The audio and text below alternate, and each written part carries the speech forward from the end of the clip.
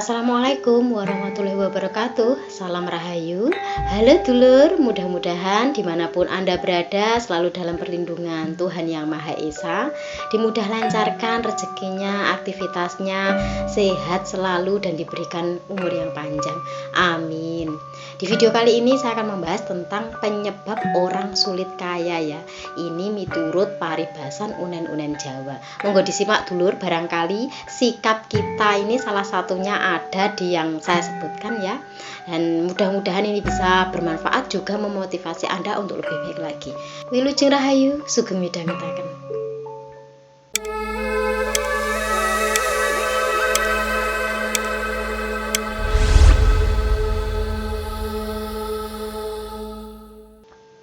Kalau ngomongin soal rezeki itu memang sudah ada yang ngatur ya dulur. Dan ada yang bilang bahwa kaya miskin itu takdir. Ya bisa saja benar karena memang Tuhan yang menentukan apakah orang ini kaya atau miskin. Namun demikian dulur bukan berarti kita itu hanya berpasrah saja ya. Selayaknya kita itu tetap berusaha ya, berikhtiar, baru nanti hasilnya Tuhan yang menentukan. Karena ada di mana orang kaya itu harus melalui diusahakan, tidak hanya berdiam diri saja. Kalau yang namanya takdir itu walaupun dia usahanya tidak begitu maksimal, lek wis ditakdiri sugih yo dekne sugih. Nek ditakdirne gak duwe masya bekerja sekeras apapun ya wis mentok segitu. Nah, kalau ngomongin soal rezeki itu sama dengan diibaratkan air hujan yang turun, kemudian itu kita itu nadai dulur. Ya, jadi berkaitan dengan wadah atau tadahnya ya. Kalau wadah kita besar, ini menandakan rezeki kita besar. Tapi kalau wadahnya kecil, berarti rezekinya itu juga kecil. Tergantung air yang masuk. Semakin wadahnya besar, maka air yang masuk semakin banyak. Begitupun kalau wadahnya kecil, yang masuk juga segitu aja dan tumpah-tumpah. Jadi gede cilik rezekimu itu tergantung wadahmu. Ya apa supaya rezekine gede? Ya gede no tadahmu.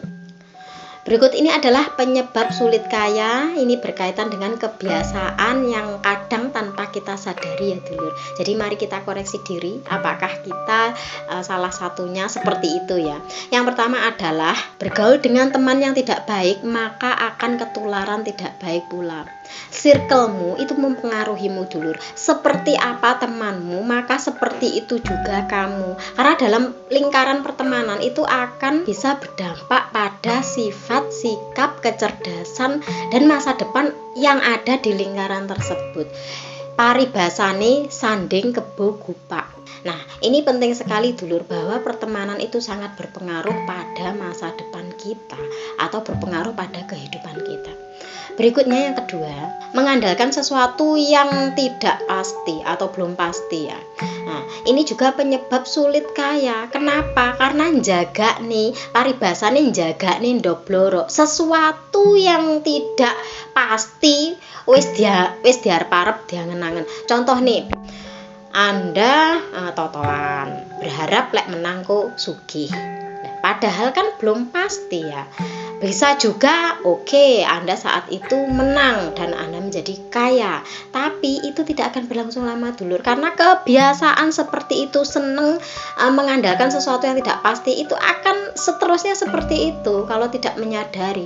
Kemudian jaga nih warisan misalnya ya, padahal belum tentu juga warisan itu jatuh pada kamu.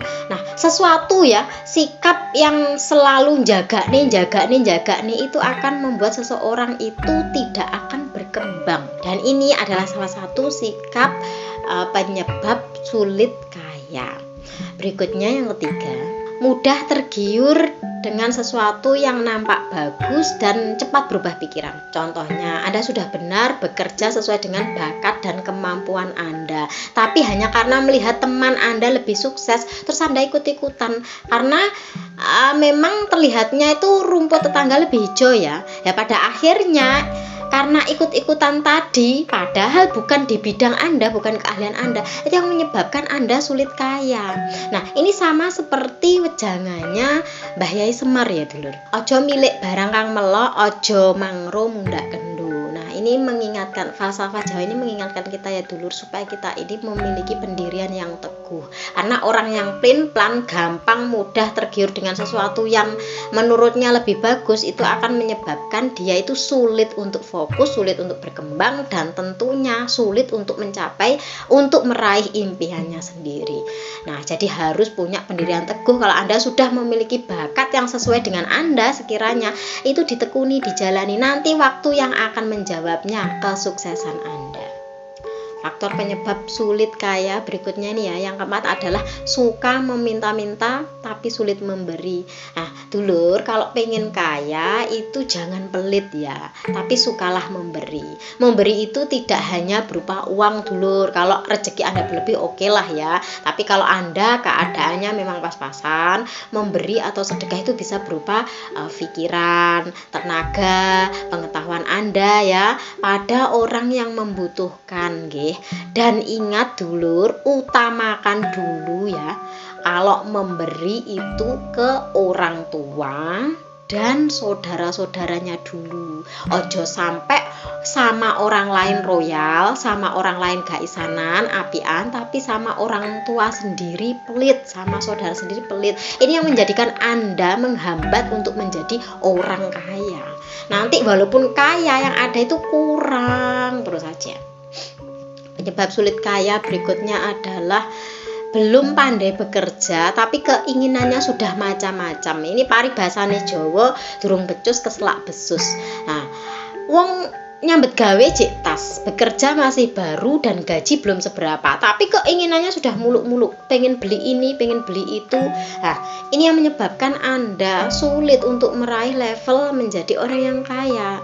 Maka untuk memudahkan Anda supaya menjadi orang yang kaya itu adalah gali bakat Anda, keterampilan Anda, keahlian Anda. Nah, ini yang akan meningkatkan value Anda. Nah, dari bakat yang Anda miliki, ini yang akan membuat Anda memiliki nilai tersendiri. Maka uang akan datang sesuai dengan apa yang Anda hasilkan. Kalau Anda bakatnya misalnya menjadi seorang tukang bangunan, misalnya lah ya dulu, pekerjaan Anda bagus, Anda memang ahli di bidang tersebut, Anda ngugemi nek penggaweane sampeyan iki bener-bener jujur, apik dan setiti, maka nanti kemungkinan Anda akan naik menjadi mandor, kemudian kok gitu lagi, naik lagi, siapa tahu jadi kontraktor. Nah itu loh dulur, ada fase-fasenya tersendiri. Makanya kita itu disuruh untuk menggali bakat kita ya, potensi kita, keterampilan kita itu supaya bisa menaikkan value kita. Penyebab sulit kaya diantaranya lagi yaitu bekerja yang terburu-buru dan tidak teliti ya. Ini paribasane kebat kliwat gancang pincang. Nah, orang kalau bekerjanya terburu-buru dan tidak teliti itu akhirnya kualitasnya jelek dulur. Mungkin ada yang tidak sependapat dengan apa yang saya sampaikan ini. Alah mbak, wong aku ngene apa eneke, tapi yo rame laris sih daganganku, bakulanku ya, tandang gaweku akeh sing ngongkoni. Tapi dulur, orang itu bagus tidaknya dari mulut ke mulut loh ya. Anda melakukan sesuatu yang menurut Anda wis pokoknya bres mari, tidak teliti. Nanti yang ada adalah orang akan menilai, loh ini kalau ngerjakan kok gini yo, ini kalau jualan kok gini yo. Pada akhirnya itu yang akan nyereti rezekinya Anda sendiri. Itu yang menyebabkan sulit kaya. Karena apa? Orang sudah tidak percaya lagi. Loh nyambet gawene ae, kerjanya aja terburu-buru tapi tidak teliti. Nah, iki lho, nek Jawa wis diomong nih ya, diomongke penyebabe ngene iki sepele tapi nyebabne angel sugi. Penyebab sulit kaya berikutnya adalah diberi kepercayaan tapi tidak amanah. Iki paribasane lek ning Jawa, pitik trondol diumbar ing padaringan. Nah, Anda dulur kalau sudah dipercaya ya harusnya bisa menjaga amanah. Karena apa? Itu yang akan meningkatkan nanti misalkan Anda berkarir, meningkatkan karir Anda. Kalau Anda berdagang itu akan membuat banyak orang percaya dan melariskan dagangan Anda. Jadi segala sesuatu ya, kalau kita itu sudah dipercaya, kita harus menjaga amanah tersebut. Karena kalau sampai orang tidak percaya lagi ya, nanti yang ada adalah menurunkan diri kita sendiri. mirip yang pada akhirnya sulit menjadikan diri Anda untuk naik menjadi orang yang kaya ya. Ini yang saya katakan adalah sesuatu yang dimulai dari bawah loh ya. Duduk balungan gajah.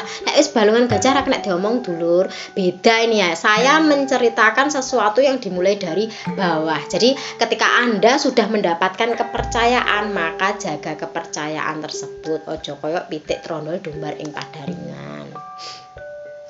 Penyebab sulit kaya berikutnya adalah besar pasak daripada tiang. Ini kalau paribasane Jawa gegeden empiak kurang cagak.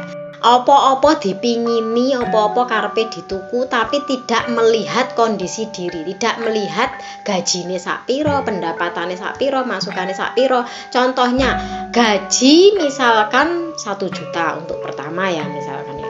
1 juta tapi keinginannya sudah macem-macem, sing dituku wis macem-macem, yo sak juta kuwi. Terus akhirnya pres-presan uripe. Kemudian gajinya naik lagi jadi 2 juta, 3 juta, 4 juta. Naik tapi kebutuhannya juga dinaikkan sama seperti gajinya. Nah, terus gimana? Lek kayak gitu terus setiap gajian habis. Celengane endi? Nggak punya tabungan, nggak punya celengan, gimana mau kaya? Nah, itu loh dulur, mindset kita harus dirubah ya dulur. Berikutnya, perilaku penyebab sulit kaya. Ini ya, mengejar sesuatu yang kecil malah kehilangan yang besar. Ini paribasane mburu uceng kelangan delek. Nah, sudah bagus-bagus Anda bekerja sesuai dengan bakat Anda ya, wis mapan, wis penak penggaweane kuwi, wis bener-bener menghasilkan dan menjadi tumpuan hidup Anda. Kok sik pengen duwe sampingan maneh yang mana sampingane kuwi luwih diutamakne daripada penggawean utamane. Jadi yang utama tadi yang menjadikan penghidupannya dia itu tadi malah diinggir nih, malah lebih mementingkan yang sampingannya dulu itu, mengejar sesuatu yang tidak pasti, yang belum tentu menghasilkan. Lagi sing diarani mburu uceng kelangan delek, dan itu biasanya ya itu berkaitan dengan sifat rakus, pengene kuwabeh diayai, pengene kuwabeh dilakoni iso kabeh. Nah, pada dulur manusia itu ada yang memang punya kemampuan multi talenta, tapi ada juga yang lek wis sak bidang ya wis kuwi bidange. Lelek arep nyabang-nyabang mana sing enek malah pekerjaan utamanya ini menjadi kelendran gitu loh dulur. Lalu gimana supaya gak buru uceng kelangan delek, supaya bisa ngeraih sing cilik tapi gak kelangan sing gede? Yang pertama itu kuncinya ya dulur, pahami resikonya. Ketika Anda memilih sesuatu, menginginkan sesuatu, itu berkaitan dengan pekerjaan sampingan. Kuwi pikiran dhisik dulur, sekiranya ganggu karo pekerjaan utamamu enggak. Kalau sekiranya itu mengganggu, misalnya ganggu waktu, ganggu pikiran, ganggu tenaga dan keuangan, ya lebih baik tinggalkan saja. Berarti itu belum rezekinya. Kemudian yang kedua itu tidak tergesa-gesa. Jadi difikirkan dulu. Oh iya, saya mau bikin sampingan ini. Nah, sampingan ini karena Anda sudah tahu resikonya ngene supaya gak rugi, supaya gak ganggu yang pekerjaan utamanya tadi. Nah, Anda harus memikirkan untungnya karo rugine wi akeh endi, akeh rugine apa untungnya. Jangan hanya karena Anda pengen usaha sampingan, wis pokok iya tak lakoni ya kabeh. Nah, itu yang membuat nanti jadinya morat-marit. Kemudian yang ketiga itu adalah prioritaskan yang menjadi utama tadi ya, pekerjaan utama. Jadi sampingan itu sekedar sampingan, kalau sudah punya utama iki kok sekirane Anda gak ngatasi atau sekirane untungnya gak sepiro, tinggalkan saja. Karena apa? Buang-buang tenaga, buang-buang energi. Kalau memang itu rezeki Anda, wis toh sampingan koyo opo kuwi bakal dadi dalane sugih Anda. Tapi kalau bukan jalannya, berarti itu bukan bakat Anda ya. Tapi bolehlah ya kita mencoba apapun itu, sampingan apapun itu, tapi yang perlu saya ingatkan adalah di sini lebih ke sifat rakus. Artinya kalau sudah wis penak dadi opo jenengan saiki ya, misale wis dadi guru misale, ya wis fokuskan menjadi guru. Ojo terus lek dadi guru terus sampean sampingan di jam-jam bekerja Anda dagangan online atau lain sebagainya. Itu kan nanti yang ada kan pikiran terbagi. Akhirnya muridnya kelindran. Nah, itu loh dulur yang membuat seseorang itu kadang ya tidak bisa berkembang, kadang itu sulit kok gak sugih-sugih sih wong wis berusaha semaksimal kayak gini kok gak sugih-sugih. Kadang itu karena penyebabnya adalah perilaku atau kebiasaan yang tanpa disadari seperti ini. Iki kini ilmu Jawa wis enek, bukan suatu kepastian ya dulur, tapi pitutur leluhur kuwi barang sesuatu sing wis didelok ya berkali-kali diamati, kemudian loh lek ngene kok dadine ngene gitu dulur. Ini bukan ramalan tapi ini fakta, dan paribasan unen-unen Jawa ini tidak ada kaitannya dengan weton nggih dulur, karena paribasan iki padha karo pengamatane sesepuh dulu ya, lek ngene dadine ngene, nek ngene dadine ngene. Jadi tidak ada kaitan dengan kelahiran seseorang, tapi berkaitan dengan perilaku seseorang. Baik dulur, demikian yang bisa saya sampaikan ya. Mudah-mudahan bisa menjadi koreksi diri kalau kita salah satunya yang berperilaku seperti itu tanpa kita sadari. Saya mohon maaf apabila penjelasan saya ini mungkin ada yang kurang. Saya Fitri Ika, salam rahayu. Wassalamualaikum warahmatullahi wabarakatuh.